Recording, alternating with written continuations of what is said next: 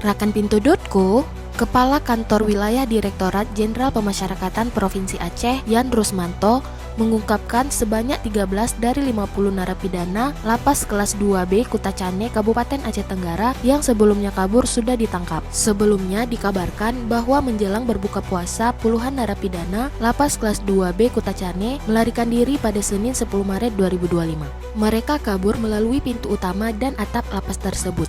Yan Rusmanto menyebutkan lapas kelas 2B Kutacane saat ini berkapasitas 368 orang. Dari 368 orang tersebut, 318 orang diantaranya merupakan narapidana, selebihnya merupakan tahanan. Dari 318 narapidana tersebut, 50 orang diantaranya melarikan diri yang sebagian besarnya tersangkut kasus narkotika. Usai 13 orang ditangkap, tersisa 37 orang napi masih dalam pencarian. Selengkapnya kunjungi pinto.co.